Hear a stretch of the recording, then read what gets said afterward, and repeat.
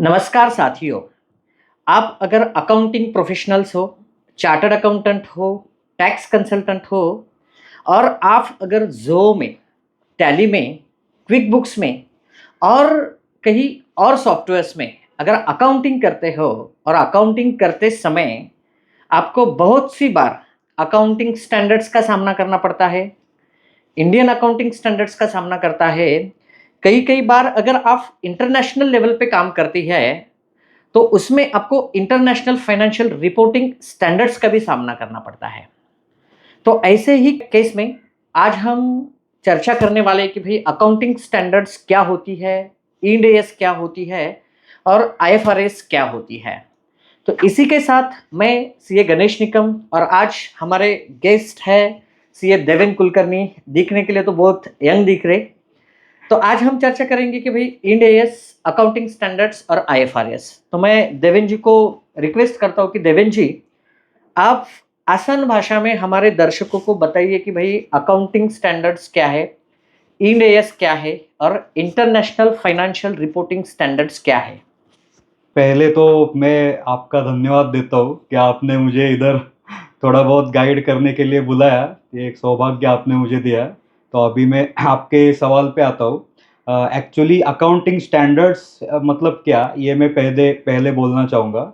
Accounting standards मतलब कि जो भी अकाउंटिंग होता है उनमें जो जो ट्रांजैक्शंस आते हैं, अलग अलग एसेट्स आती है, लायबिलिटीज आती है, तो उनका ट्रीटमेंट क्या देना है, उनका रिकॉग्निशन कैसे करना है, डी रिकॉग्निशन कैसे करना है, उनको मेजर कैसे करना है, या मेजर हो भी नहीं रहे या हो रहे हैं, उसका गाइडेंस भी उसमें ही होता है अकाउंटिंग स्टैंडर्ड्स में। तो ये बेसिकली अकाउंटिंग स्टैंडर्ड्स करके रहता है। अभी जो आपने अकाउंटिंग स्टैंडर्ड्स बोला, इंड एस बोला और आईएफआरएस बोला, तो ये अकाउंटिंग स्टैंडर्ड्स के अलग अलग सेट है। तो पहले मैं एएस पे आना चाहूंगा। तो एएस मतलब आईएफआरएस जब इंडिया ने अडेप्ट नहीं किया था, तो तब कौन से स्टैंडर्ड्स इंडिया में यूज होते थे फॉर अकाउंटिंग, तो वो एएस है। तो वो अभी भी यूज होते हैं कुछ कुछ एंटिटीज के लिए, और कुछ कुछ एंटिटीज के लिए इंडेस यूज होते हैं। अभी इंडेस मतलब क्या, तो आईएफआरएस करके एक इंटरनेशनल फाइनेंशियल रिपोर्टिंग स्टैंडर्ड्स करके एक सेट है अकाउंटिंग स्टैंडर्ड्स का पूरा, जो इंटरनेशनल है, जो ग्लोबली चलता है। मतलब अराउंड 140 के भी ज़्यादा कंट्रीज ने उनको आईएफआरएस को अपने कंट्रीज में लागू करवा लिया है, अडेप्ट किया है, नहीं तो अडॉप्ट किया है। अडॉप्ट मतलब एज इट इज वो सेट पूरे के पूरे कुछ भी चेंज नहीं करने का, और पूरा ऐसे का वैसा अप्लाई करने का। और एडेप्ट मतलब उसमें कुछ चेंजेस करने के, जिसको हम लोग कार्व आउट्स बोलते हैं टेक्निकल लैंग्वेज में, तो उसको एडेप्ट करके बोलते। तो ऑलमोस्ट 140 के ऊपर कंट्रीज ने उनको एडेप्ट या फिर अडॉप्ट कर लिया है। उनमें से एक है इंडिया। इंडिया ने एडेप्ट कर लिया है। तो इंडिया ने एडेप्ट मतलब क्या किया, तो इंडिया ने इंडेस बनाया। तो इंडेस ये आईएफआरएस का ही एक मतलब वर्जन है, ऐसा बोल सकते हैं। 95% तो उसमें सेम ही है सब प्रोविजंस। खाली 5% डिफरेंसेस है, जिसको हम लोग कार्व आउट बोलेंगे। और एक कार्विन है, उसमें कार्व आउट ज्यादा है, कार्विन एक ही है। तो ऐसा करके है। तो बस तो यही। इसमें कैसे होता है, देखिए देवेन जी, अभी हर एक मतलब दो चार 10 लोग अगर आप छोड़ेंगे हम्म, तो लोग इंट्रोड्यूस करते कि भाई मैं अकाउंटिंग प्रोफेशनल हूँ। हम्म, कोई बोलता है कि भाई मैं अकाउंटिंग करता हूँ या तो मैंने अकाउंटिंग की फर्म ओपन की है। हाँ। तो क्या वाकई ये लोग अकाउंटिंग स्टैंडर्ड्स, इंड एस और आईएफआरएस इसके हिसाब से ही अकाउंटिंग करते हैं या मतलब जस्ट एक अकाउंटिंग करनी है इसीलिए करते हैं? मतलब आपको क्या लगता है इसके बारे में? वैसे देखा जाए तो एज पर माय एक्सपीरियंस, बहुत से लोग इंडिया में तो ये फॉलो नहीं करते। अकाउंटिंग करते हैं मतलब उनको लगता है कि बस एंट्री कर ली, इसको डेबिट कर लिया, उसको क्रेडिट कर लिया, तो हो गया अकाउंटिंग। लेकिन ऐसा नहीं होता। जो अकाउंटिंग स्टैंडर्ड्स में प्रिंसिपल्स दिए हैं, प्रोविजंस दिए हैं, तो तभी वो सही होगा। सही मायने में हम कह सकते हैं कि हम अकाउंटिंग प्रोफेशनल है करके। बराबर, क्योंकि कैसे होता है कि जो भी मतलब फिनेंशियल स्टेटमेंट्स, मतलब कॉमन इसमें अगर अपन कहा जाए तो profit and loss account, balance sheet, cash flow statement, fund flow हाँ, स्टेटमेंट, हाँ, ये जो भी बनते हैं ये प्रॉपर अकाउंटिंग अगर की जाती है, प्रॉपर मतलब एज पर एएस और इंड एस, हाँ, या तो जहाँ कहाँ पे आईएफआरएस एप्लीकेबल है हाँ, आईएफआरएस के हिसाब से, हाँ, तभी जाके स्टेक होल्डर्स को मतलब प्रॉपर इंफॉर्मेशन हाँ, उसके जरिए मिल सकती है। हाँ। लेकिन चलिए अपना एटलीस्ट पॉडकास्ट देख के लोग अकाउंटिंग जब भी करेंगे तो एटलीस्ट एएस देखेंगे, हाँ। इंड एएस देखेंगे, जहाँ हाँ। कहाँ पे आईएफआरएस होगी वो भी देख लेते हैं। अभी आप थोड़ा हमें ये बताइए, मतलब एक डिफरेंशिएट कैसे कर सकते हैं कि भाई एएस क्या है, इंड एएस एग्जैक्टली क्या है, मतलब दोनों में क्या फर्क है। थर्ड अच्छा। लेवल आती है कि भाई IFRS, international financial reporting standards. अच्छा। तो ये तीनों को भी आप किस प्रकार से डिफरेंशिएट कर सकते हैं प्रैक्टिकली? अच्छा, प्रैक्टिकली पहले तो किसको क्या एप्लीकेबल होता है वो ढूंढना पड़ता है। ओके। हाँ, फिर उसके हिसाब से हम लोग फिर उनको इनके ट्रांजैक्शंस को क्या क्या लगता है वो फिर डीप में जाके वो अप्लाई कर सकते हैं। तो आईएफआरएस तो अपने इंडिया में किसी मतलब इंडिया में जो एंटिटी रजिस्टर्ड है उसको किसी को आईएफआरएस एप्लीकेबल नहीं होता। मतलब अपने को आईएफआरएस अप्लाई करने की जरूरत ही नहीं है अगर हाँ। आप इंडिया में काम करते हाँ, हो तो। इंडिया में आप रजिस्टर कर रहे हो, इंडियन गैप मतलब जनरली एक्सेप्टेड अकाउंटिंग प्रिंसिपल्स जो इंडियन है उसके हिसाब से काम कर रहे हो तो उसमें आईएफआरएस नहीं आता। आईएफआरएस एक एक्चुअली क्या है, एक यूके बेस्ड प्राइवेट बॉडी है, इंटरनेशनल अकाउंटिंग स्टैंडर्ड्स बोर्ड, आईएएसबी करके। ओके। वो आईएफआरएस फाउंडेशन करके एक ऑर्गेनाइजेशन है, उसका वो बॉडी है सेटअप किया हुआ। जी। तो उन्होंने आईएफआरएस वगैरह सब बनाया है और इशू करके रखा है। जो कंट्री उनको अपने लॉ में एप्लीकेबल कर देगी उनको ही वो आईएफआरएस एप्लीकेबल होगा। तो वो कंट्री के हिसाब से फिर नाम बदलता है उसका। ठीक। जैसे हमने नाम रख दिया इंडियन अकाउंटिंग स्टैंडर्ड्स। ओके, मतलब हालांकि वो है आईएफआरएस ही है, हाँ, लेकिन उसमें थोड़ा बहुत चेंज करके उसको हमने इंडियन अकाउंटिंग स्टैंडर्ड्स करके कर नाम रख दिया। जैसे सिंगापुर वालों ने उसका नाम रख दिया Singapore financial reporting standards, okay. SFRs. Okay. वैसे फिर एएस और इंड एएस की बात करूं तो अपने इधर उनका एप्लीकेबिलिटी है, इंडियन गवर्नमेंट ने स्पेसिफिकली दिया है एज पर आवर कंपनीज एक्ट, और एमसीए उसको इशू करती है। आईसीआई उसमें रिकमेंड करने का रोल आईसीआई का रहता है, लेकिन वो कंपलसरी करती है एमसीए कंपनीज के लिए। तो अभी जैसे देखो कि एक कंपनी है इंडिया में जो लिस्टेड है या फिर in the process of listing है, भले वो फॉरेन में लिस्टिंग हो या फिर इंडिया में उसका लिस्टिंग हो, तो उसके लिए इंड एएस फिर कंपलसरी होगा। ओके। या फिर एक आध कंपनी है जो अनलिस्टेड है लेकिन उसका net worth more than 250 crore rupees है ओके। एक ईयर में, तो उसके लिए फिर इंड एएस कंपलसरी होगा।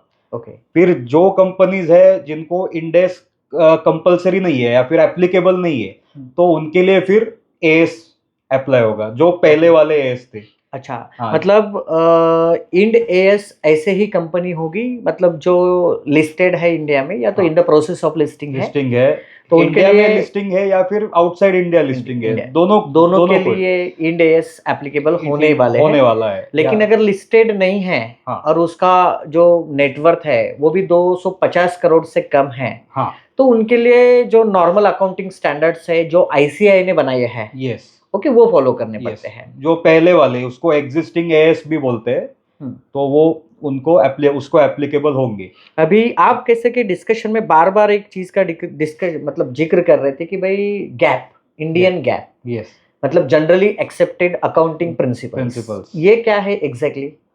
मतलब हर एक कंट्री का एक अपना प्रैक्टिस रहता है, अकाउंटिंग प्रैक्टिस, जिसको हम कन्वेंशन भी बोल सकते हैं। ओके। हाँ, तो वो कन्वेंशन के हिसाब से वो उसके मतलब बिजनेस एंटिटीज उसका अकाउंटिंग करती है अपना अपना। तो उसको हम जनरली एक्सेप्टेड अकाउंटिंग प्रिंसिपल्स बोलते हैं। मतलब हमारा रहता है ना कि गोइंग कंसर्न है क्या, कंसिस्टेंसी है क्या, तो वैसे मतलब तो वो गैप रहता है। और वो गैप हम लोगों ने क्या किया है, कंपनीज एक्ट के माध्यम से उसको ये किया है, मतलब इशू कर लिया है कि किसको क्या एप्लीकेबल है। जैसे इंड एएस ये लोगों को है, इनको इंड एएस नहीं है तो इनको एएस है, एग्जिस्टिंग एएस है, वैसे। ओके। यस। और एक सवाल कैसे होता है कि देखिए अपनी जो गवर्नमेंट है, हाँ, वो एमएसएमई को प्रमोट करती है। हाँ, मतलब उनका कहना है कि भारत में ही बनाओ और भारत में ही हाँ, बेचो। अगर आपको बेचना है तो आप आउटसाइड इंडिया जाके भी बेच सकते हैं, हाँ, लेकिन इंपोर्ट पे थोड़ा बहुत रेस्ट्रिक्शन है। तो ऐसे केसेस में ऐसा लगता है कि भाई अपनी जो गवर्नमेंट है वो एमएसएमई को प्रमोट करती है, लेकिन बहुत से ऐसे एमएसएमई यूनिट्स हैं जिनके पास प्रॉपर अकाउंटिंग सिस्टम नहीं होती है, प्रॉपर अकाउंटिंग डिपार्टमेंट नहीं होता है, टेक्निकल प्रोफेशनल्स, अच्छे प्रोफेशनल स्किलफुल अकाउंटेंट नहीं होते हैं। तो ऐसे केसेस में एमएसएमई को अगर एएस इंड एएस फॉलो करना है हाँ। उनके फाइनेंशियल स्टेटमेंट प्रिपरेशन करने के लिए, हम्म। तो उनको बहुत सी दिक्कतें जाती है। हाँ। तो आप उनको क्या सजेस्ट करोगे कि भाई आप कैसे इंड एएस इम्प्लीमेंट कर सकते हो? उनके लिए तो पहले तो ट्रेनिंग देना पड़ेगा। अगर उन्होंने इन हाउस अकाउंटिंग कर रखा है तो उनको तो पहले तो एम्प्लॉयज को ट्रेनिंग देना पड़ेगा, और हायरिंग पहले तो अच्छी करनी रहेगी। नॉलेजेबल पर्सन्स को ही हायर करे, मैं तो ऐसा सजेस्ट करता हूँ। फिर उनको अपना ईआरपी सिस्टम में बहुत सारे चेंजेस करने पड़ेंगे। अभी दुनिया ऑटोमेशन की तरफ जा रही है, एआई की तरफ जा रही है, तो उनको ईआरपी सिस्टम में भी ऐसा चेंज करना चाहिए कि जो अकाउंटिंग कर रहा है बंदा, तो उसको वो सिस्टम में से ही सब नॉलेज मिल जाए। अगर वो किधर उसका अड़ा या फिर क्या हो गया तो उधर उसको एआई के द्वारा उधर ही हेल्प मिल जाए उसके ईआरपी सिस्टम में। तो वो कस्टमाइजेशन के लिए थोड़ा बहुत खर्चा और कंसल्टेंट्स अच्छे हायर करने रहेंगे एमएसएमईज को, तो वो एक थोड़ी बहुत दिक्कत हो सकती है उनको कि खर्चा करना पड़ेगा, कॉस्ट उनको इनकर करना पड़ेगा। लेकिन वही तो सबसे बड़ी दिक्कत है कि भाई उनका तो कहना है कि भाई हम तो आईएफआरएस अगर हमें एप्लीकेबल होगी तो उसमें भी हम स्टेटमेंट बनाएंगे, हमें कोई दिक्कत नहीं, लेकिन हमारे पास पैसा ही नहीं ना ये सब चीजें, मतलब अच्छे कंसल्टेंट हायर करने के लिए, अच्छे अकाउंटेंट, चार्टर्ड अकाउंटेंट हायर करने के लिए उनके पास पैसे ही नहीं होते हैं। तो ऐसे में उनके फाइनेंशियल स्टेटमेंट गलत बनते हैं, या तो मतलब लेस एक्सपीरियंस पर्सन उसको बनाता है, तो मे बी मिसलीडिंग हो सकते हैं। तो इन्वेस्टर भी उसमें थोड़े मतलब परेशान हो जाते हैं कि भाई एक्चुअल में इनका जो फाइनेंशियल स्टेटमेंट है या एक्यूरेट है या नहीं है। तो ऐसे केसेस में उनको अगर वो ओवरकम करना है तो मतलब आप उनको क्या सजेस्ट करोगे एग्जैक्टली कि भाई हाँ आप कम से कम पैसों में कौन से लोग हायर कर सकते हो जो आपके फाइनेंशियल स्टेटमेंट्स चेक करेंगे, तो बाकी सब चीजें उसमें होगी, सो दैट एमएसएमई को भी बेनिफिट उसमें हो जाए। उनके लिए एक ऑप्शन अच्छा रहता है कि वो अपना अकाउंटिंग आउटसोर्स कर ले, आउटसाइड कंसल्टेंट्स को वो, मतलब जैसे अभी फॉरेन के लोग करते हैं कि भाई फॉरेन के जो छोटे छोटे बिजनेसेस होते हैं उनको इंडिपेंडेंट मतलब एक सेपरेट अकाउंटेंट हायर करना उनके कंट्री में नहीं परवड़ता है, तो वो इंडिया को आउटसोर्स करते हैं। और फिर इंडिया में बैठे वाले जो भी अकाउंटेंट है, चार्टर्ड अकाउंटेंट है, तो उनकी अकाउंटिंग कंप्लीट करा के देते हैं जो क्लाउड बेस्ड सॉफ्टवेयर होते हैं उसमें। तो ऐसे लेकिन इंडिया में ऐसे बहुत सी कंपनीज है, ज्यादा फर्म्स है जो मतलब ऐसे क्लाउड बेस्ड अकाउंटिंग सॉल्यूशन नहीं प्रोवाइड करते हैं। और अगर प्रोवाइड भी करते हैं तो उसमें ट्रस्ट की बात आती है, कॉन्फिडेंशियलिटी की बात आती है, तो उस चीज को कैसे वो टैकल कर सकते हैं? पहले तो मतलब उनको कॉन्ट्रैक्ट बना देना चाहिए आउटसोर्सिंग एजेंसी के साथ, अगर ट्रस्ट इशू हो तो। और आउटसोर्सिंग एजेंसीज भी अगर अच्छे से खुद को डेवलप कर ले और उनको अच्छी सर्विस अगर कम पैसों में दे सके, और आईटी में ज्यादा मतलब उनका भी एक्सपर्टाइज डेवलप हो गया, तो फिर उनका थोड़ा स्मॉल बिजनेस को फायदा हो जाएगा। जैसे अभी छोटे छोटे सॉफ्टवेयर्स भी आ रहे हैं, मतलब जो स्मॉल बिजनेसेस को हेल्प कर रहे हैं। तो ऐसे में अगर कुछ मतलब कंसल्टेंसी फर्म्स जो रहेगी वो भी उसमें उनको हेल्प कर सकती है। अभी देखो इंडिया में सबसे बड़ा प्रॉब्लम आता है for recognising of the transaction. सबसे बड़ी दिक्कत आती है कि रिलेटेड पार्टी ट्रांजैक्शन, मतलब हम देखते हैं कि भाई इसने इसको पैसा दिया, उसने उसको दिया, इस कंपनी ने उस कंपनी को दिया, और बाद में पता चलता है कि भाई ये 10 के 10 कंपनी एक ही पर्सन के है, मतलब रिलेटेड पर्सन है। तो ऐसा कोई अकाउंटिंग स्टैंडर्ड्स है क्या कि जो रिलेटेड पार्टी ट्रांजैक्शंस कवर करता है, और उसका रिकॉग्निशन किस प्रकार से होता है? अभी ऐसे स्टैंडर्ड तो है, इंडेस में भी एक स्टैंडर्ड है रिलेटेड पार्टी डिस्क्लोजर्स करके, तो उसमें बहुत सारे प्रोविजंस दे दिए उन्होंने। लेकिन वो स्टैंडर्ड का ये क्या रहता है पर्पस कि वो डिस्क्लोजर्स अच्छे होने चाहिए। मतलब रिकॉग्निशन, डी रिकॉग्निशन वगैरह के लिए बाकी के स्टैंडर्ड्स रहते हैं, जो उनका मतलब जो एसेट का अगर फिक्स्ड एसेट का वो स्पेसिफिक फिक्स्ड एसेट के लिए ऐसा।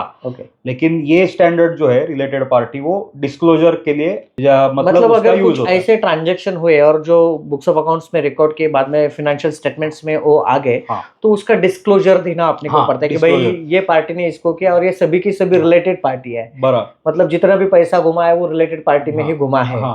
तो अगर आपको इन्वेस्ट करनी है तो कर लो, नहीं तो मत करो। मतलब इसके लिए अलग से उन्होंने एक स्टैंडर्ड बनाया है। लेकिन कितने लोग इसको मतलब फॉलो करते हैं, मतलब रियल डिस्क्लोजर कितने देते हैं लोग? कितने फाइनेंशियल स्टेटमेंट्स ऐसे हो सकते हैं कि जिसमें रियल डिस्क्लोजर दिया जाता है? जो बड़े बड़े रहते हैं एंटिटीज लिस्टेड वगैरह, तो उसमें जिनका प्रॉपर ऑडिट होता है, का ऑडिट भी एकदम ऑथेंटिक ऑडिट बोल सकते हैं हम। Audit, authentic audit firm audit करती हाँ, है, ऐसे ही इसमें आपको डिस्क्लोजर मिलेंगे। हाँ ऐसे ही। यानी तो वो मतलब पिछले साल का सिर्फ ईयर चेंज करके भी हाँ, ऐसे हाँ, मतलब नहीं तो financial फिर हाँ statements छाप मिलते हैं। देते। लेकिन Okay. अभी वो इंडेस में जो रिलेटेड पार्टी डिस्क्लोजर है, हम्म। उसमें एक अच्छा हो गया कि पहले वाले एस में इतना ज्यादा डिस्क्लोजर नहीं था। इसमें अभी उन्होंने बोल दिया कि आप की मैनेजरियल पर्सनल को कितना पैसा देते हो और उसके इधर से कुछ आना है क्या, उसको कुछ देना है क्या, वो भी आप डिस्क्लोज कर लो। करा दो। मतलब कैसे कि जो कंपनी शुरू करते हैं हाँ, कि मैनेजरियल पर्सन्स होते हैं, हाँ, उनको कितना पैसा जा रहा है, हाँ, कितना आ रहा है, इसका भी डिस्क्लोजर कर देना हाँ, चाहिए। अभी समझो कुछ लोग होते हैं, मतलब कुछ कंपनीज होती है, कुछ एंटिटीज होती है जो एएस फॉलो नहीं करती है, और उन्होंने अपना पॉडकास्ट देख लिया हाँ। और देखने के बाद सोचे कि भाई हमें अभी है ना फुल्ली इंटीग्रेट करना है एएस इंड एएस के साथ, मतलब एक भी एएस और इंड एएस हम छोड़ने वाले नहीं है, सबको सबके सब हम अप्लाई करवा देंगे। तो ऐसे केसेस में उनके टैक्सेशन के ऊपर किस प्रकार से इम्पैक्ट आ सकता है? इनकम टैक्स और जीएसटी में तो इम्पैक्ट आएगा ही आएगा उसका, क्योंकि हाँ, क्योंकि डिफर्ड टैक्स उनको फॉलो करना पड़ेगा, और इंड एस में डिफर्ड टैक्स थोड़ा अलग है, पहले वाले एस में थोड़ा अलग था। और फिर मैट का आ जाएगा इम्प्लीकेशन। ओके, मैट का मतलब क्या मैट होता है? मतलब कंपनीज जो है उनको एक मिनिमम अल्टरनेट टैक्स करके इनकम टैक्स में मतलब आपने प्रोविजन कुछ कमाया नहीं तभी भी आपको मिनिमम टैक्स देना है, हाँ, यानी minimum tax मिनिमम देना है। Alternate tax. हाँ, मिनिमम अल्टरनेट टैक्स, जिसमें क्या होगा कि बुक प्रॉफिट कैलकुलेट किया जाएगा। ओके उसके कुछ प्रोविजंस दिए है इनकम टैक्स में।